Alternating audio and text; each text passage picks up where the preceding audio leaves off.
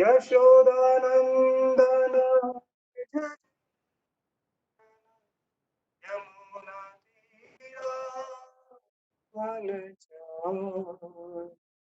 यशोदानन्दन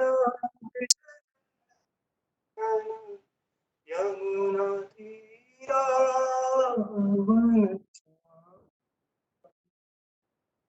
जय राधा माधव कुंज विहारी गोपी जन वल्लभ गिरिवरधारी। जय राधा माधव कुंज विहारी गोपी जन वल्लभ गिरिवरधारी। यशोदानंदन ब्रज जन रंजन यमुना तीरा जय राधा माधव जय बिहारी गोपी जन वल्लभ गोविंदा गोविंदा देवकी नंदन गोपाला गोविंदा गोविंदा देवकी नंदन गोपाल गोविंदा गोविंदा देवकी नंदन गोपाल गोविंदा गोविंदा देवकी नंदन गोपाल गोविंदा गोविंदा देवकी नंदन गोपाल देवकी नंदन गोपाला देवकी नंदन गोपाला देवकी नंदन गोपाला देवकी गोपाला गोविंदा गोविंदा देवकी गोपाल जय राधा माधव कुंज बिहारी गोपी जन वल्लभ।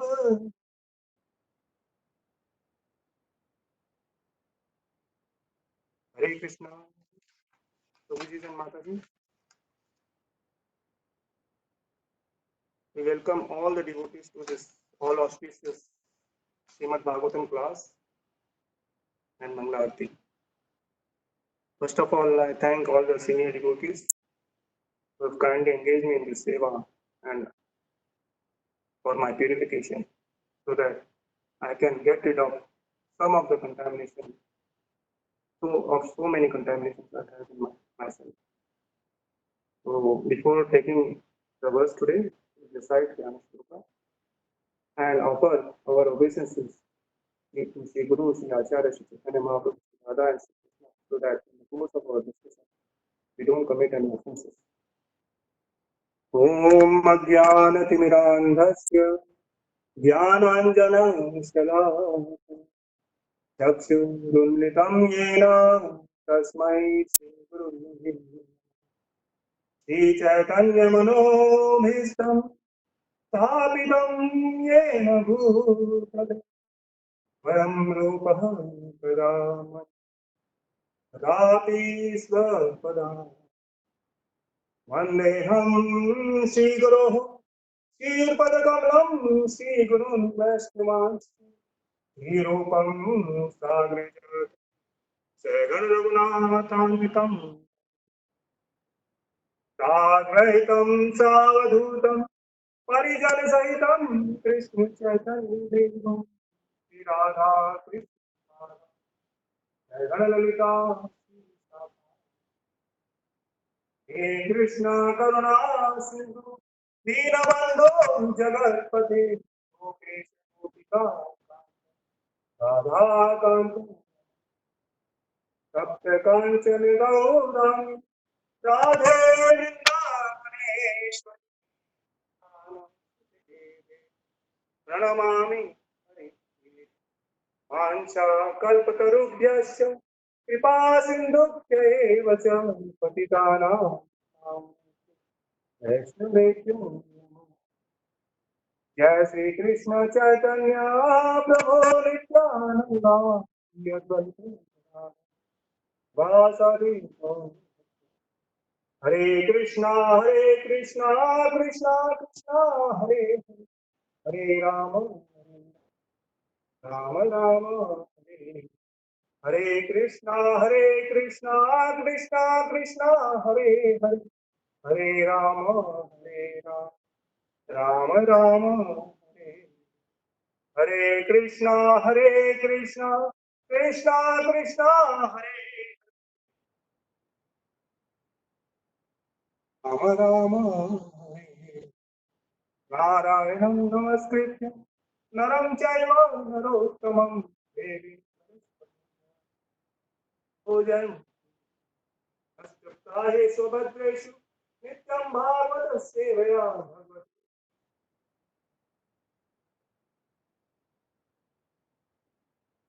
ॐ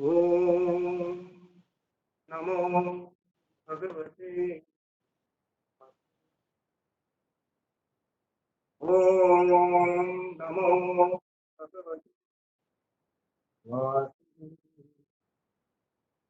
ॐ नमो भगवते वासुदेवाय।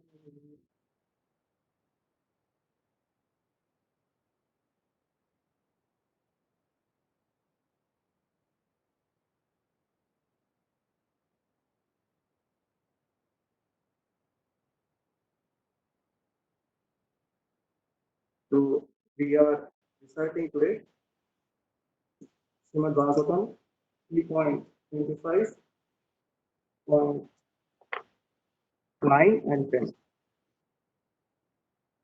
So I will sing the verse, read the translation and purport. याद्यो भगवान् पुंसा ईश्वरो वैभवान् किल। याद्यो भगवान् पुंसा ईश्वरो वैभवान् किल। लोकस्य तमसान् चक्षुषु य आद्यो भगवान् पुंसा ईश्वरो वैभवान् किल। लोकस्य तमसा चक्षु सूर्यनिभो।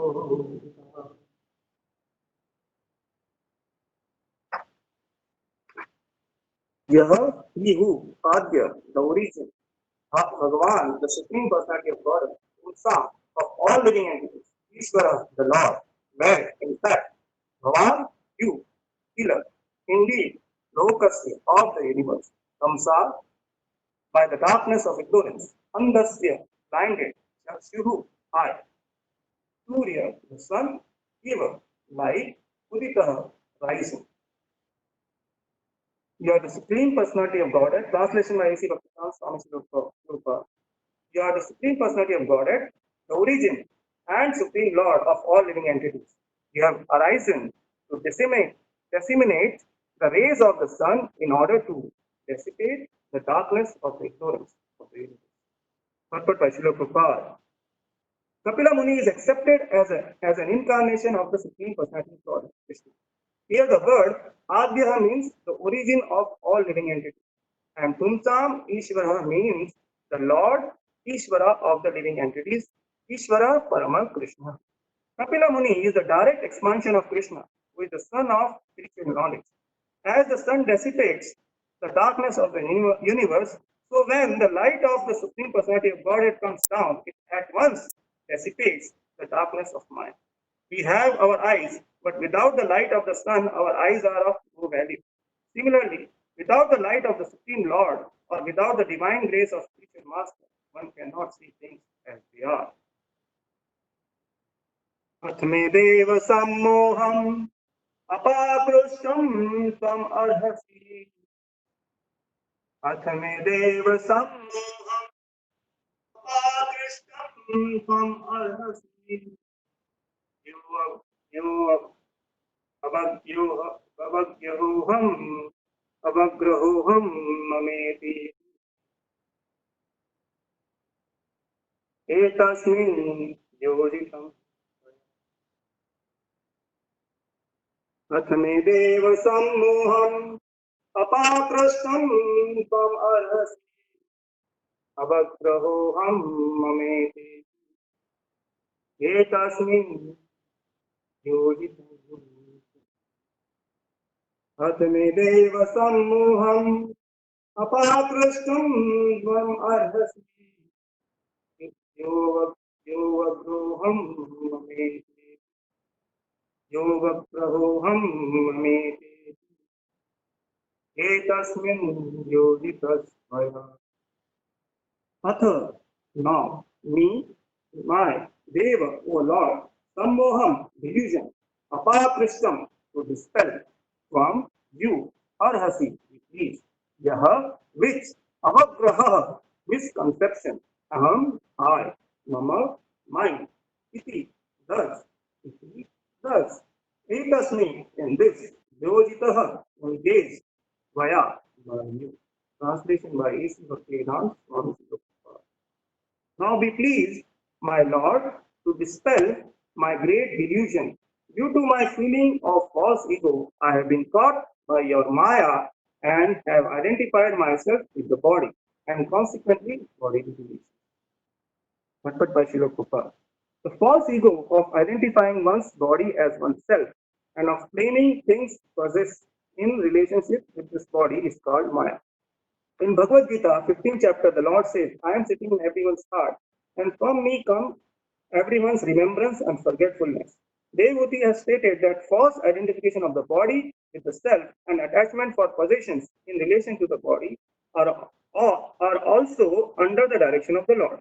Does this mean that the Lord discriminates by engaging one in his devotional service and another in sense gratification? If that were true, it would be an incongruity on the part of the Supreme Lord, but that is not the actual fact. As soon as the living entity forgets his real constitutional position of the eternal servitor of the Lord and wants instead to enjoy himself by sense gratification, he is captured by Maya.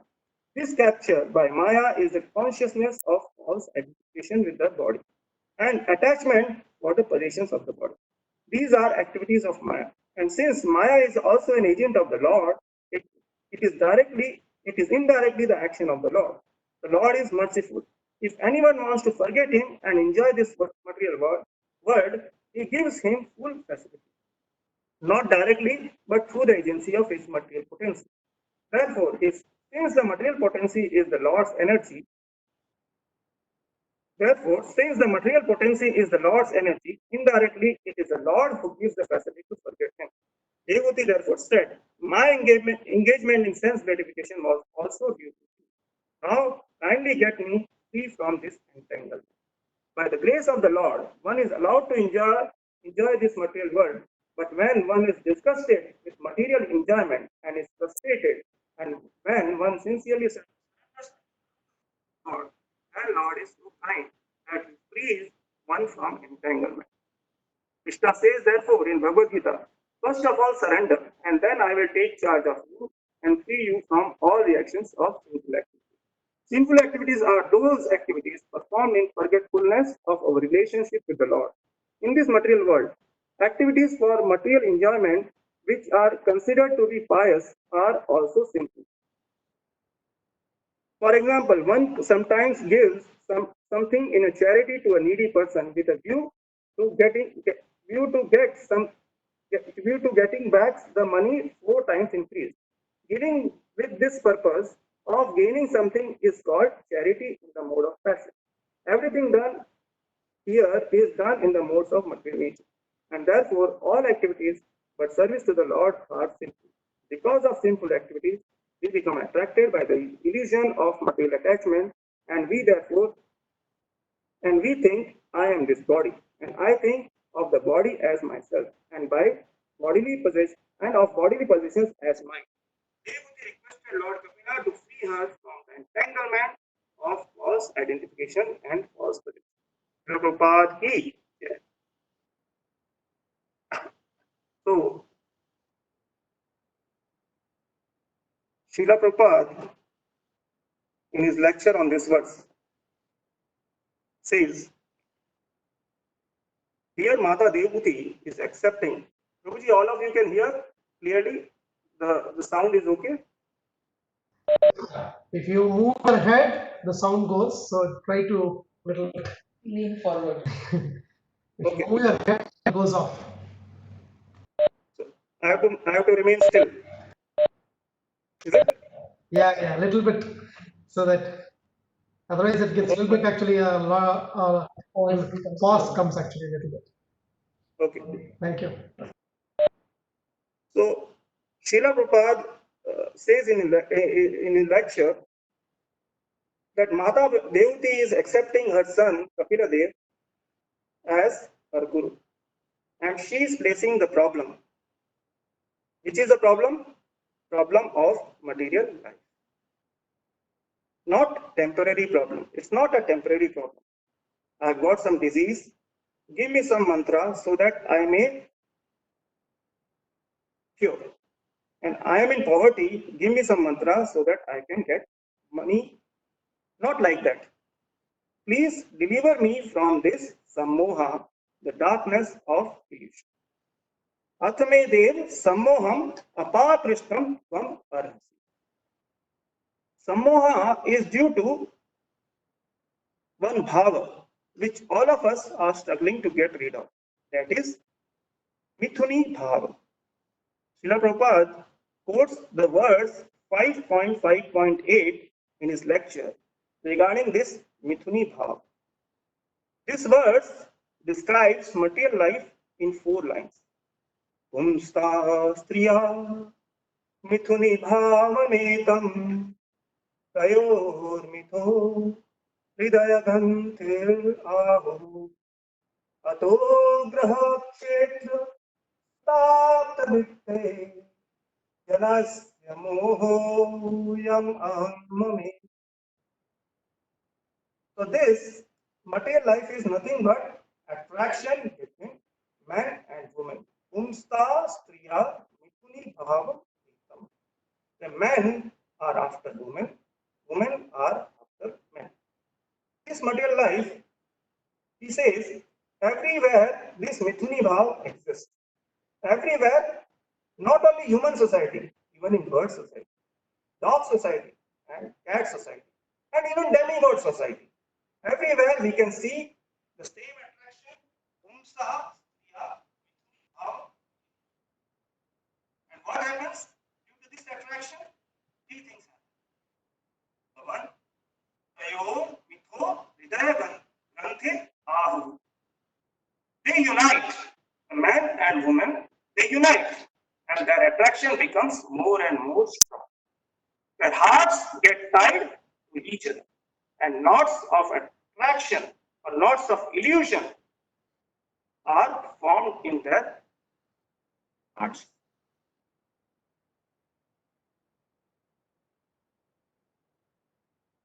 Then, number 2, ato griha kshetra sutap vitte.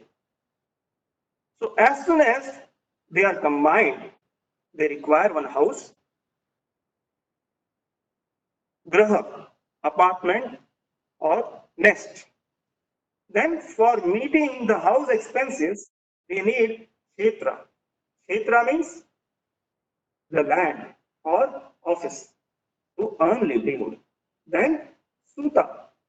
Married life without children is void. Putrahinam graha shunyam. Then, apta, relatives. Then, vitte, the money, the finance. So, the granthis, sorry. So, the granthis, the knots in the hridaya keep increasing. The granthis of illusion. What is that illusion? What is that illusion? Janasya moho yam aham mameti. That is the last line of this verse, 5.5.8. For this body, I have created so many things. Kriya, Graha, Kshetra, Suta, Apta, Vitte. Wife, house, office, children, relatives, and money, finance, sampatti. But this is all illusion. Why this is illusion? Why this is illusion? Because in the end, I have to change this body. I did all this just for this body, but I have to change this body. Mrityu sarva harasyaham. Krishna takes away everything at the time of death. And then we have to change the body. Tatha dehantara prapte. And there are 84 legs types of body. And we have to enter one of them. So this is my wife, my children, my house, my office, my country, and this is my mind, aham mamiti. But we are not allowed to stay with this aham mamiti. Everything is taken away, and this is material. Even this temporary life, what we call as aham mamiti, we are not allowed to stay with.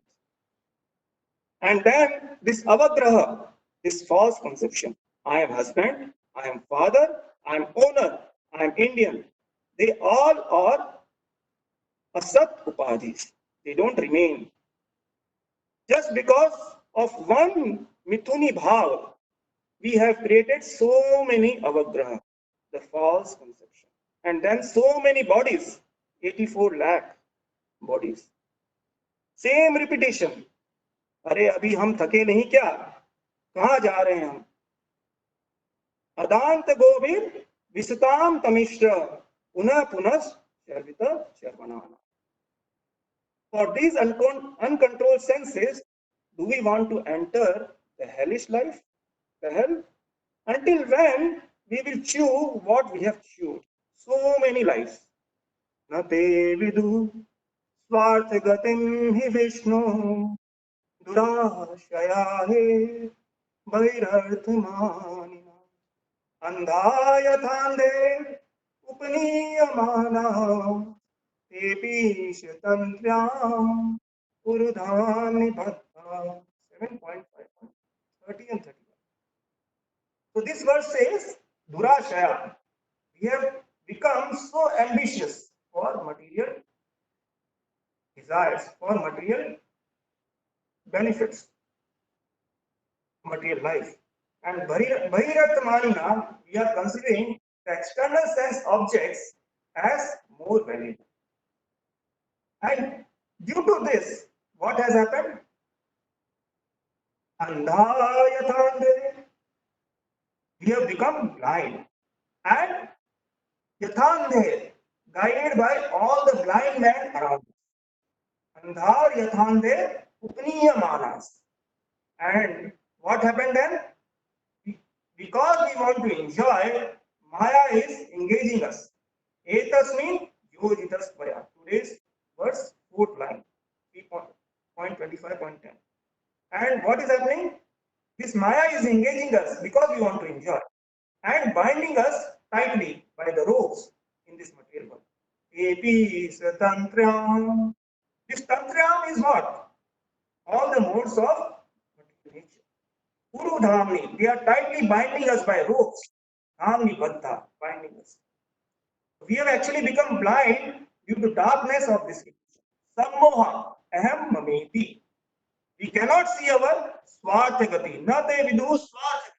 We cannot see. And or we can see Vishnu. We are not able to see our Swarthagati, our own self benefit. We are not ourselves, we are not able to see where are we going, we are heading towards, and we are not able to see Krishna. So Maharaj says that our eyes are actually very nasty windows through which all the sins go inside. So this Mithuni Bhav also enters through our nasty eyes. And the result we can see that we are blinded by darkness of Krishna. We cannot see our Swarthagati, nor we can see Krishna. The whole world is blinded by this darkness. 3.25.10. Mata Devati says in the verse 3.25.9, Mata Devati tells us, Lokasya tamasandasya. The world is covered entirely by darkness of tamasandasya. And Prabhupada says, therefore Krishna has created artificial light. And what is that artificial light? Sun during the day and moon during the night. They are, for our conception, they are actually natural light. But Prabhupada says, no, this is the artificial light. Natural light is Krishna. In the scientists have discovered in the space there are so large, so giant these black holes, which can actually swallow all the suns, all the stars, and all the galaxies in the space. So big black holes. But Krishna is Adi Surya. This verse says, Ya Adyo Bhagwan Pumsam. Ya Adyo Bhagwan Pumsam Ishwaro Bhagwan Adi Surya.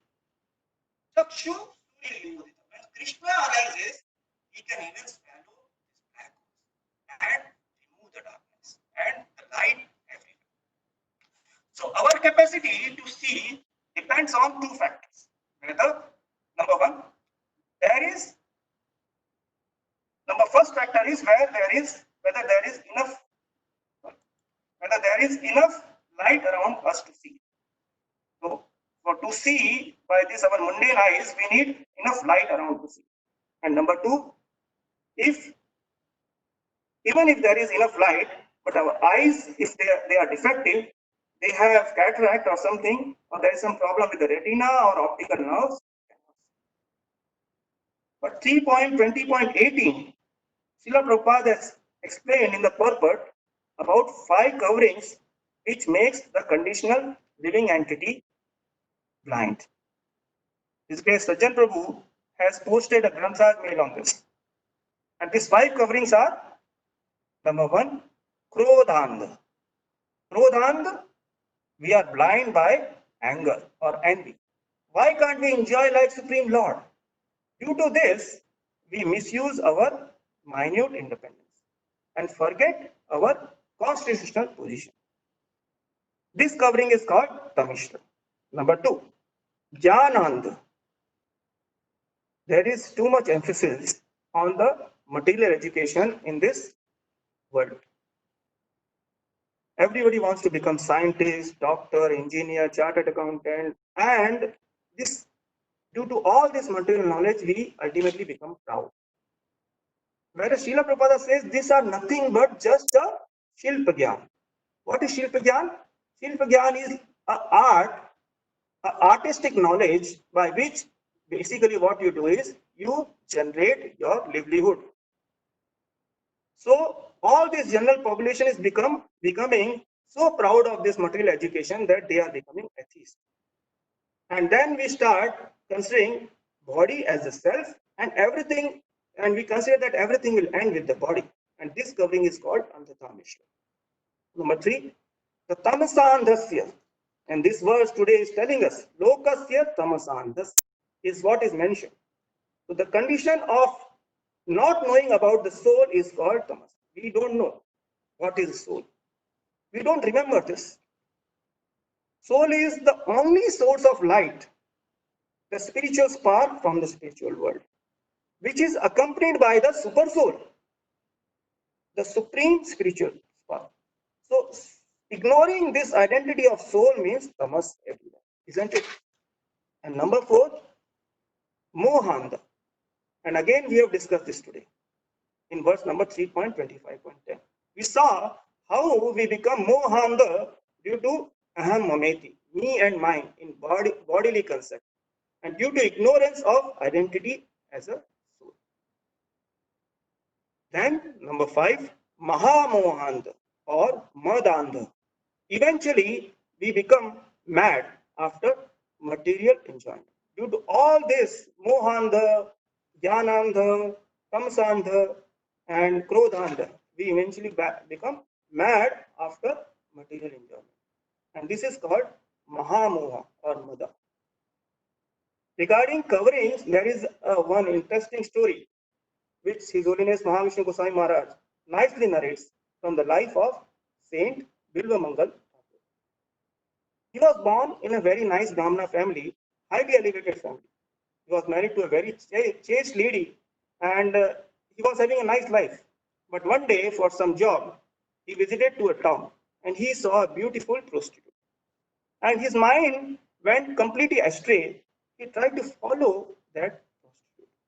And because he himself was very handsome and nice personality, the prostitute and she stopped going to her. And they started staying together. And he completely forgot his chaste wife. Prostitute name was Chintamani. See how this Mithili Bhav has entered through his eyes and dragged him away from his pious life. After the many years passed, and in his absence, still Bilu Mangal Thakur's father passed away, and he could not bear all this situation. His father could not bear all this situation that daughter-in-law is staying alone, and this son is away with some other lady. So he died, and after what happened? Still, he was not bothered. And after a year, again there was a Shraddha ceremony. So his wife thought, let me call my husband so that he can perform this Shraddha. So she went to Chindamani and explained her that if she allows just for one day to perform this ceremony, she would return Bilo Mangal Thakur back to her the next day. She promised. So when looking at this chaste lady, Pativita lady Chintamani's heart also melted. And she thought that it is better to send Bilumangal Thakur for one day. And she forced Bilumangal Thakur to go there and perform the rites and come back immediately. So he went there and he had to stay there for a night and come back the next day. But Bilumangal Thakur could not spend one night without Chintamani. It was raining very hard that night and it was a storm. And there was a river between Bilu Mangal Thakur's house and Chintamani's house. And that river was flowing like anything. And at night 11 o'clock, Bilu Mangal Thakur actually left home. And his wife saw him that he is leaving, so she also followed. And she was tried to follow because of very high level of darkness. She could not actually see him from a distance and she lost her way. So Bilu Mangal Thakur, what happened? He went down the river and she actually went up the river.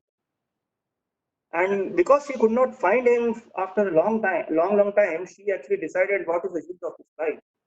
My father-in-law has left and this husband is not able to stay with me and his life is useless. She actually did suicide and she jumped into the river. And here, the Bilu Mangal Thakur was going down the river, and he wanted to cross the river. And after some time, he saw a log of wood is coming, and then he was thinking, "Oh, my, this Chintamani is so nice. She arranged a log of wood for me to cross the river and come to her, go to her." And he was happy to see that log of wood. He held that log of wood and crossed the river. And when he reached the other side of the river, he saw that the main door of the house of Chintamani was locked. Then he tried to get in, but surprisingly he saw a rope coming down from the roof near the room of Chintamani. He was happy to see, oh, this Chintamani has arranged one rope for me to climb and enter her room. She's so nice. She's so nice. So he used that rope and climbed up and went to her room. And after entering the room, Chintamani, the prostitute, got surprised. How he is here? She asked him, how you have come here? He said, oh, you only arranged this log of wood, this rope, and I came and climbed. I could not live without her, without you. So She said, "What rope? What this log of wood?" Then they went outside and they saw this log of wood was nothing but the carcass of the dead body of his wife, and that rope was nothing but the serpent. Seeing this, this prostitute Chintamani, she was very upset. She said,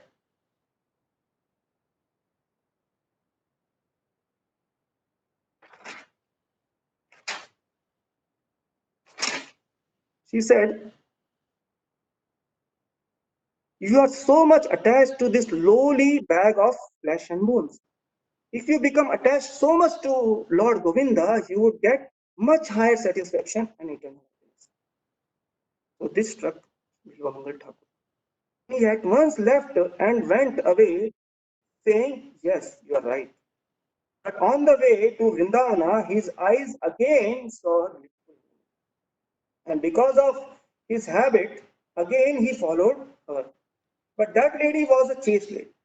She complained to her husband. And now, when Bilvamangal Thakur realized his mistake again, this time he requested that lady to give him her hairpin. And with this hairpin, he at once pierced his eyes. "Oh, this eyes is my enemy," and he became actually blind. "That's all right now. No more I shall be disturbed." So this eyes with, through which this Mithini Bhav entered, he took away that eyes out of his body. Now in blindness, he was doing austerity, penance in Vrindavan. And then Krishna came in Vrindavan as a boy. "Oh, my dear sir, you are so starving. Why don't you take some milk?" "Oh, who are you, my dear boy?" I'm I'm a boy of this village, coward boy. If you like, I can give you daily some milk." "All right." So Krishna supplied Bilumanga Thakur the milk, and he became a great pure soul. He got initiated as Lila Sukha by a sage called Somagiri. And his name was kept Lila Sukha because he was always singing Leela of Krishna all the time. And he has written a nice book called Krishna Karnamrita. And Lord Chaitanya has also read this book and he has recommended all devotees to read this book. And Maharaj loves some of the songs written by Bilamangal Thakur very much. One of the songs is Sansara Kupe Atito Ati Agade Mohandra Purne Vishayadhitate Karavalambam Mama Dehi Vishnu Govind Damodar Madhavi. So Bilvamangal Thakur gave up the nasty eyes, Charvachakshu, through which this Mithuni Bhav entered. Now he got it, but he has given away this Charvachakshu, the material, the mundane eyes. And instead of, in place of that, those Charvachakshu, the mundane eyes, what he got? He got a transcendental, by which he could see Krishna, he could meet Krishna every day, all the time. And his life had no darkness. Chakshu Surya Vibodita. Krishna comes as came as sun is in his life and removed all the darkness, all blindness. So Chintamani was his Siksha Guru who opened his eyes to knowledge of Govinda. And his Diksha Guru gave him the transcendental. In verse 3.25.8, Mata Devuji has said that this transcendental eye we can receive only by the master, Vijay Master. Sat Chakshur Janmanamante Labdham Me Tvat Anugraha. Tasya Tvam Tamasandasya Dusparasya. So the spiritual master does two things. As a Siksha Guru, he gives us Siksha. And what does Siksha mean? Siksha, Sha means Shastra. And Iksha means vision. So the spiritual master, what does he do? He gives us vision of Shastra.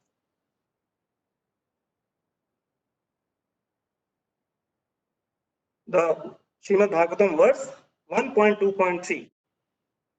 It tells us, Yasvanubhavam Akhila Shruti Saramekam Adhyatmadipam Atitidishatam Tamo Andham Yadpraninaam Karunaya Purana Guhyam. Maharaj sings very loving this verse in a totally different way. So, Adhyatmadipam Atitidishatam Tamo Andham. By the deepam of Adhyatma, spiritual master dissipates Atitidishatam, the Tamovanam, the darkness of Moha, Tamovanam. So, he gives the most confidential knowledge of Puranas, Purana Guhyam, the surrendered soul out of compassion. Karunaya. Yah Pranina Karunaya Purana. And how he is able to do so? Yasmanubhavam Akhila Shruti Saramekam. He is able to do so because he has experienced and assimilated the essence of all the Vedas. To understand this point, we must hear the pastime of Maharaj. It is remembered and described by his grace Radheshyam from Pune. Once Maharaj went to Pune, and in the Srimad Bhagavatam class, he quoted many references from the Srimad Bhagavatam, and when he concluded the class, one brahmachari asked a question to Maharaj. Maharaj, you are so blissfully situated in Krishna consciousness, but in our young age, we feel very lusty and find it very difficult to control our lust. Maharaj gave one line answer. He said, then you should get married. The brahmachari was perturbed.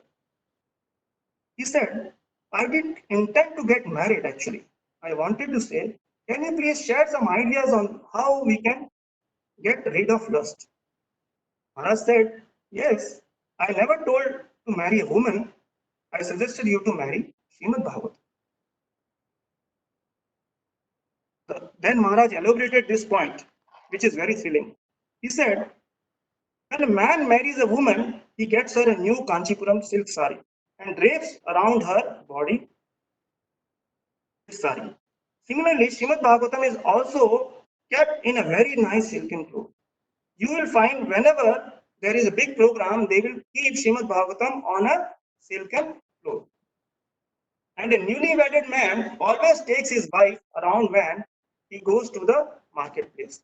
He does not go alone. Similarly, you should carry Bhagavatam wherever you go.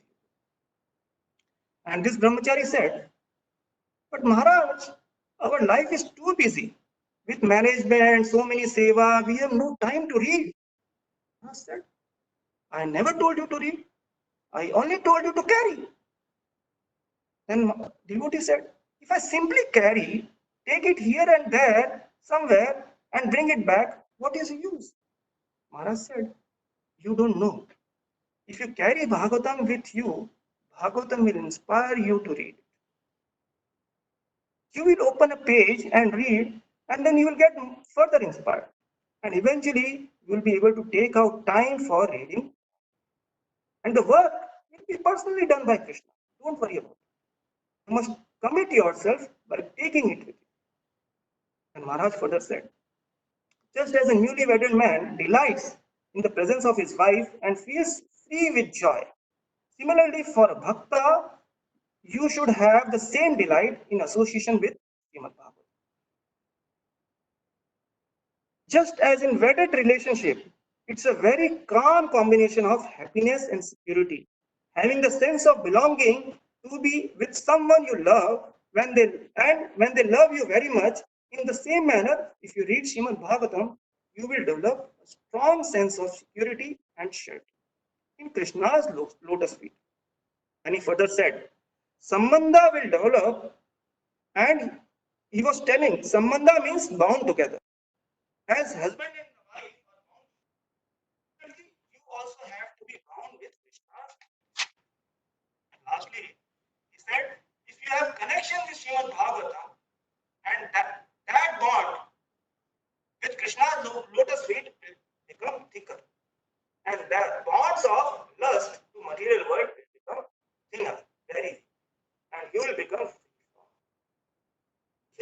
Pranina Karunaya Purana Guru. This is the way Guru, out of compassion, gives the confidential knowledge of God. With Adhyatma Deepam, it takes out all the darkness, all the ajnana. Then spiritual master, out of compassion, gives us one more. That is very important. Diksha. Diksha means, the D means behavior, and Iksha means vision with enlightenment. Iksha. Iksha means to see, the vision, the darshan. So he gives us transcendental vision, but transcendental eye. Sat Chakshur Janmanamanti. Sat Chakshur, the transcendental eye. Janmanamanti. Labdham me Vadanugrama. And we get, by the mercy of spiritual master, this transcendental eye. Sat Chakshur. And transcendental light, Adhyatma. He is able to take us with these two, transcendental eye and transcendental light. He is able to take us out of tamasandasya. Dusparasya paradam. It's difficult to cross over. Dusparasya is difficult to cross, but it takes us beyond this tamasandasya. Paradam. It takes us beyond this. Paradam. Paradam. Tam means it go beyond. Par is go beyond. Tam is go. So we are able to see Krishna now. After Dusparasya paradam, we are actually able to see Krishna clearly by this transcendental. Now, how does this practically happen? Is reflected in this verse. The verse number 11.14.26.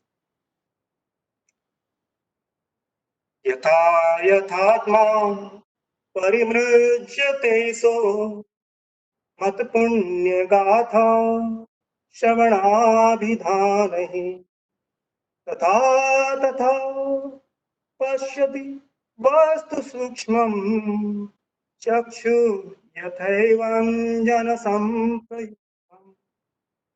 This verse is actually so wonderful, so wonderful. We should read this verse translation and purport both together. We'll sing it once more. Yatha yathatma parimrujyate so mat punya gatha shravanabhidhane tatha tatha pashyati vastu sukshmam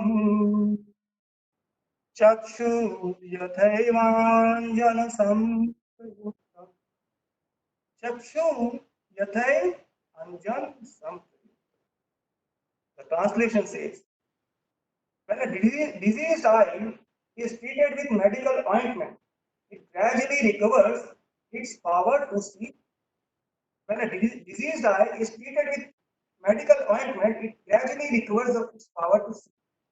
Similarly, as a conscious living entity, cleanses himself of material contamination by hearing and chanting the pious narrations of my glories, he regains his ability to see the absolute truth in my subtle spiritual form.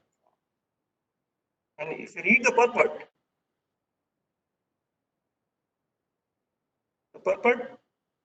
I'll just open the purport. 11.14.26.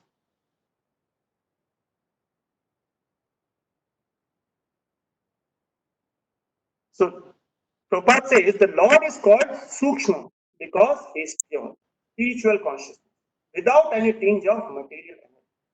If one chants and hears the holy name and glories of Krishna with great sincerity, there is immediately a transcendental effect.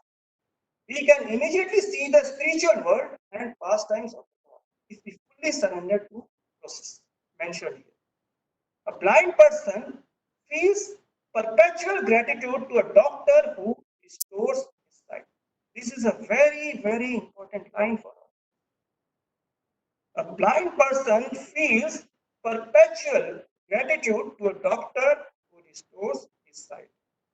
Similarly, we sing Chakshudhan Dilo Jai Janme Janme Prabhu se the bona fide spiritual master, the representative of Lord Krishna, restores our spiritual sight, and thus he is our eternal Lord. So this verse is telling us the prescription of the medicine by which we can actually cure the disease of our eyes. Our eyes is defective, it's a Charma Chakshu. But by this medicine, what for curing this eye, we need a material doctor, doctor in this material world. What does he do? He prescribes a ointment, and that ointment, if you apply, your eyes, the contamination in the eyes gets cleared, and you are able to regain your vision. But this process which is given here, mat punya gatha shravanadidhan, this process we cannot accept on our own. It has to be prescribed. It has to be prescribed.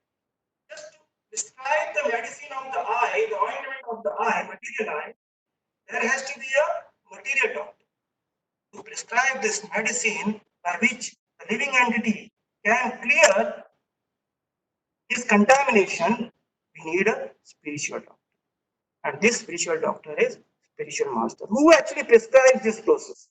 If we don't get this prescription from the spiritual master, we cannot clear our contamination. We can attempt, but the result will come when we surrender to the spiritual master. So here it is mentioned, yatha yatatma parimridyate. So the reading at yathatma, atma, is can cleanse the material contamination. Parimridyate. How he can cleanse? Mat punyagata shamanadita.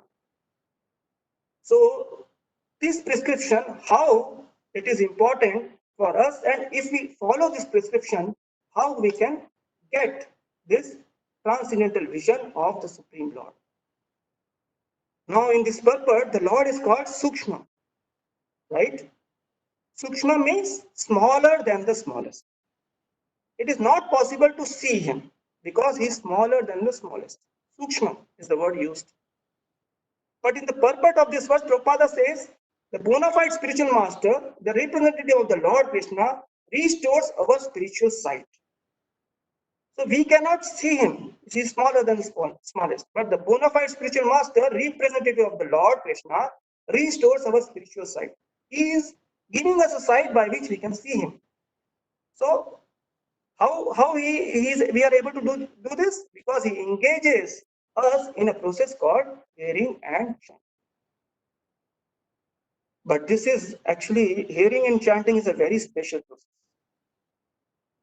To understand this further, Sukshmam here means that Krishna is smaller than the smallest, as Parma. And then we also know that Krishna is farther than the farthest in spiritual world. And again we know that Krishna is bigger than the biggest. So big that we are standing, sitting, doing everything inside him. We are just doing everything inside. We don't know we are inside Krishna. He's so big as a Vishwarup. So all this implies that actually we cannot see Krishna because he is smaller than the smallest, because he is farther than the farthest, because he is bigger than the biggest. We actually cannot see him. But this verse actually tells us that we can see him. How is this possible? We all can see the Lord. It's what this verse says. And not only this, we can make others also see the Lord. And not only this, the whom we make a Lord make see to whom we can make others see the Lord, those other people can also make others see the Lord. How does it work? It works based on a process called spiritual positioning and spiritual alignment. These two words are very important. Spiritual positioning and spiritual alignment. To understand this, we understand some material technologies. To see something farther than the farthest, we need what? A telescope. A spatial telescope. So Krishna is also farther than the farthest. So we need a spatial transcendental telescope. And in a telescope, there are a series of lenses, perfectly positioned and perfectly aligned, one behind another. And these lenses are nothing but eye. The first lens sees the farthest object, and it has the capacity to see the farthest object. It captures the vision and passes on to the next lens behind. And the next lens passes it on to the one which is behind that lens. And finally, it reaches our eye. And now we can see Krishna. All this is possible by two things: perfect spiritual alignment and perfect spiritual positioning of our eyes. So similarly, now we see smaller than the smallest. To see something smaller than the smallest, we need a microscope. Again, microscope is also a series of lenses sitting a position one after another. Now in this microscope, the first lens is very powerful to capture the details of smaller than the smallest. It has a capacity to magnify that vision so that lenses or eyes behind that lens can see it clearly. And finally, we get the enlarged view. Again, this is possible by perfect alignment, which is perfect spiritual alignment and perfect spiritual positioning. What about the third? The bigger than the biggest?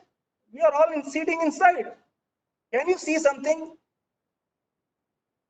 You are inside, and can you see, can you perceive the whole creation inside which you are sitting? You can't. So again, for this, a transcendental camera is required with multi-lens. And what is the specialty of this camera? The first lens of this camera has the capacity to capture the 360-degree panoramic aspect of bigger than the biggest, Krishna, and transfer it to the next lens and finally the. Okay, but again, this is possible by perfect spiritual positioning and perfect spiritual alignment. For all these, the process of spiritual positioning and spiritual alignment of lenses, the eyes is very important. If our eyes are not perfectly positioned at the lotus feet of spiritual master, and they are not perfectly aligned with the vision of spiritual master, we will not be able to see Krishna. This is the purpose. And in the purport of this verse, Krishna makes a very important point. He says, a blind person feels perpetual gratitude to a doctor who restores his sight. Hence, he must be very gratefully serving such a spiritual master, our spiritual master. Chakshudan dilo jai janme janme prabhu sai. We will serve our spiritual master in many births, as he has given us the transcendental eye, Chakshudan dilo jai, to see Krishna, and given that Premanjana Churita Bhakti Vilochanena Tanta Sadeva Hridayeshu Vilokayanti Yam Shama Sundar Achinta Gunaswarupam Govindamadi Purusham Tamham. Srila Prabhupada ki jai, Srila Gurudev ki jai, Jai Gaur Premananda. Hari Hari. Hari Prabhuji, if I've spoken something wrong, something out of my own mental concoction, please forgive me and excuse me. Prabhuji and Mataji, if some devotee has some comment or some correction on what I spoke, please correct me.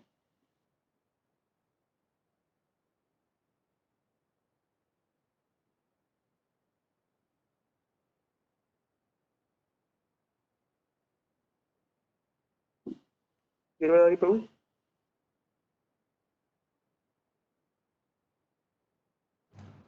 Thank you very much, Prabhu. Very nice class, wonderful class. Devotees, if they want to have any realizations, questions, they can put on. Senior devotees like Rishikesh Prabhu is there, Sajan Prabhu is there, and Sadashiv Prabhu himself can take answers. So anybody has any doubts or any nice realizations, they can surely share. Hare Krishna Prabhuji. Prabhuji, this regarding the spiritual alignment and spiritual position, can you explain a bit more? Spiritual positioning and alignment is just not something written somewhere, but this is when I was preparing the class, I felt that this is very important. Now, spiritual positioning, when we talk about it, basically to consider ourselves at the lotus feet of spiritual master. When we say because of our material contamination, we always think that we are so big and our position we don't realize, and then we make ourselves realize that our position is actually at the lotus feet of the master, and we make sure that we don't deviate from that position. That is a spiritual position. And spiritual alignment is something that keeps us strictly, very strictly, at the way spiritual master has instructed us. If spiritual master instructed us to do something, we don't do anything else. We just keep ourselves aligned with the vision of the spiritual master. We don't deviate from there. So these 2 points are very important for us to have actually the vision of Krishna, or vision of our ultimate goal very much in our sight. Otherwise, we'll be always blind. Okay. Thank you, Prabhuji. Hare Krishna, Prabhuji. Can I have a question, Prabhuji? Hare Krishna, Prabhuji. Dandal Pranam, Prabhuji. Wonderful class. Learned a few wonderful points as well. My question as being absolutely neophyte, I want to ask you one thing. When we say that Sage Kapila, who is the founder of the Sankhya philosophy, is incarnation of Krishna, why the Sankhya philosophy doesn't talk anything beyond the modes of nature? It doesn't recognize the devotional service, the presence of Ishwar, Lord, and he stops after the modes of material nature and moksha. If he is the incarnation of Krishna, why he doesn't talk about the way he spoke in the Bhagavad Gita? I think I will say something, but Sajjendra Prabhu and Rishikesh Prabhu can elaborate more. But what I've understood from Srimad Bhagavatam, this current chapter, in which Kapila Devi is going to speak, he is not only going to speak about just the analytical aspect of what you said, but he speaks about devotional service also, and that is his actually aim, to take the soul from the Sankhya philosophy to the devotional service. So the philosophy which is given by Kapila Dev here in Srimad Bhagavatam is not just dry philosophy about Sankhya. It is about the devotion service as well. Rishikesh Prabhu can elaborate more, or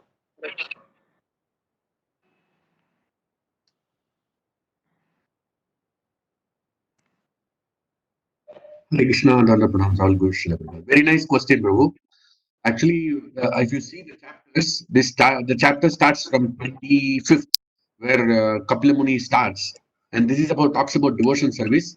There are only 2 chapters which are talking about nature, understanding material nature, and description of the nature, 26 and 27. And if you come to 28 also, he is talking about the devotion service, and 29 talks about explanation of the devotion service.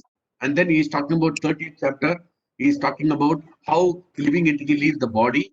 31st chapter is talking about how the living entity is created in this material world. So he talks like that in sequentially, and most of the time, Kapila Muni is talking only about devotional service. Ultimately, the whole purpose of Bhagavatam is the devotional service, bhakti to Krishna. So there is no. He has also analyzed the material nature. For us to understand the nature, the material nature, we have to understand what it is, and that's why he says description of the nature and understanding the material nature. Both this also required for the execution of the devotional service. We should also know what is this material nature.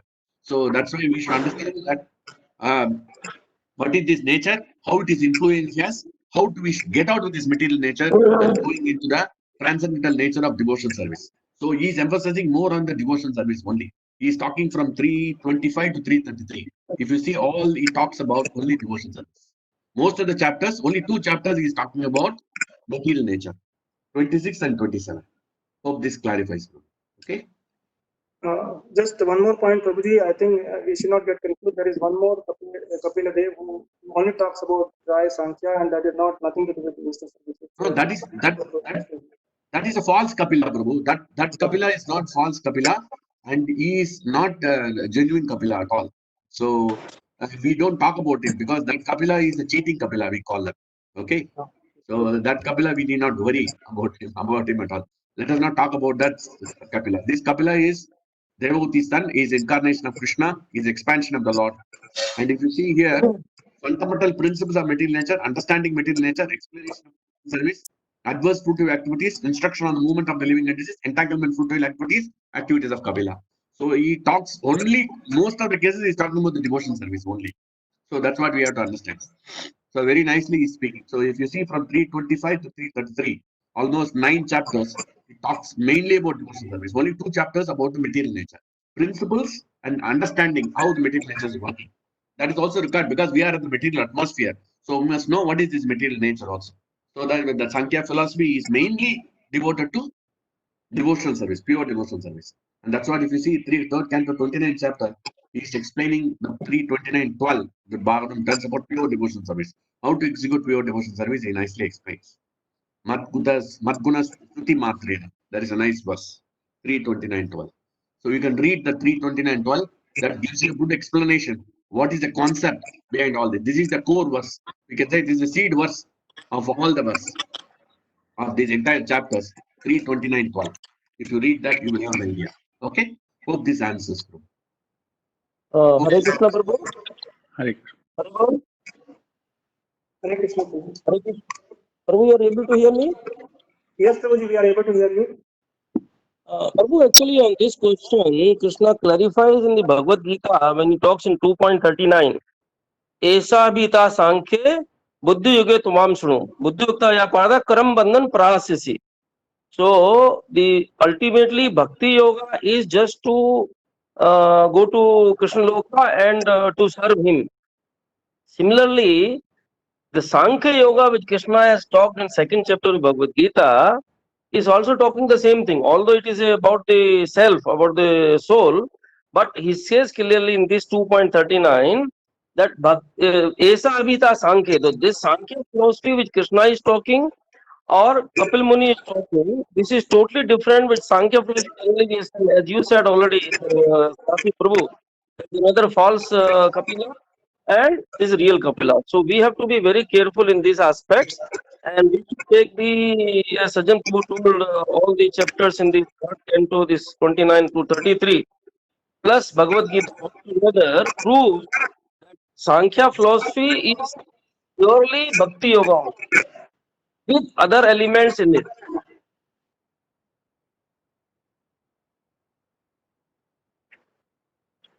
Hare Krishna. Thank you, Prabhuji.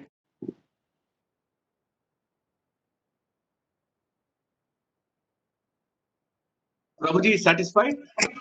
Are you satisfied, Prabhu?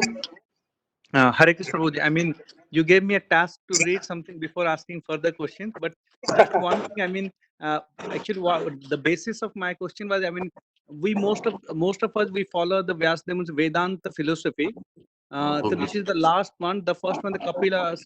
I don't know the 2 Kapilas which I know. I will do my homework now. Now I think is the Sankhya philosophy. What I read before that. It talks about material nature and liberation is when you stop bondage with any of the 3 modes of nature. The only lacking point in contrast to Vedanta philosophy, what we all follow, is it doesn't talk about devotional service and it doesn't tell about what happens after death, which is elaborated in Upanishad, which is the part of Vedanta Mimamsa. That's where we are attracted. That's the devotional service. Even the Bhagavad Gita comes to the conclusion that the Veda devotional service is the ultimate aim. So maybe I was confused. I will see again. I will read this the chapters that you gave me homework. I will go through it, Prabhuji. Yeah, you can go through the entire chapter 25, 26, 27, 28, 29, 30, 31, 32, 33. If you read all the chapters of Bhagavatam, especially Prabhupada's Bhagavatam, you should read. There are so many versions of Bhagavatam written by so many people that will mislead you, that will not give you bhakti ultimately. So that's why I we have have to Prabhupada's understand. version. Yeah, Prabhupada's books you should read. If you read that, it will give you the full enlightenment. Bhakti is ultimate, Bhakti is the topmost. Sure, Prabhuji. And Anything Krishna I will himself ask all says, of you devotees. Krishna himself says that only by bhakti, bhakti ramam abhijanati. You can understand only through bhakti, nothing else. In the Bhagavad Gita also he says. Perfect, Prabhuji. Okay? Sure, Okay, Prabhuji. friends. Please Wonderful. read those verses and purports. Very enlightening. Okay. Hare Krishna, Prabhuji. Thank Hare you. Krishna. Thank you very much.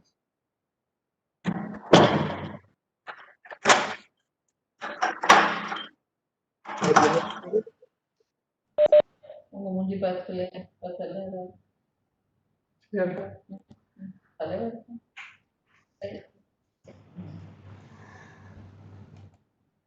Hare Krishna. Anybody? Any else? Or we will close the session here.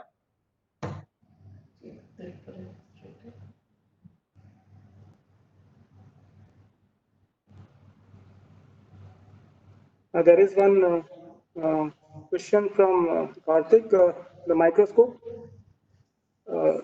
Microscope. So,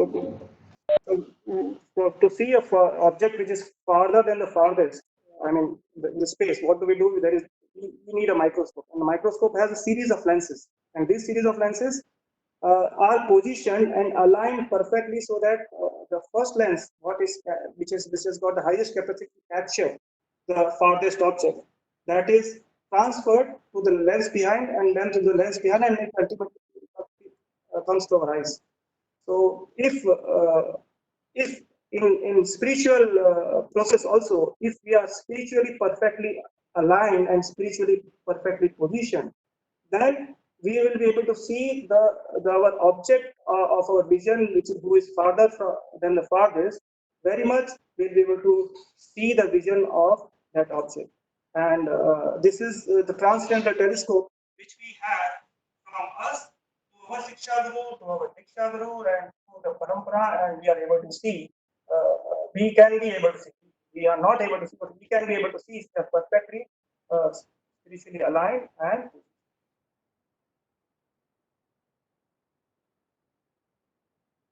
hope this clears, Prabhuji.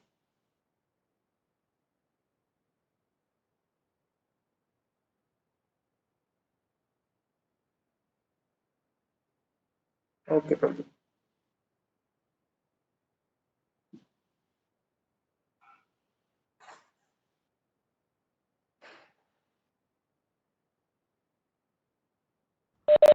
Hare Okay, Krishna. Prabhu.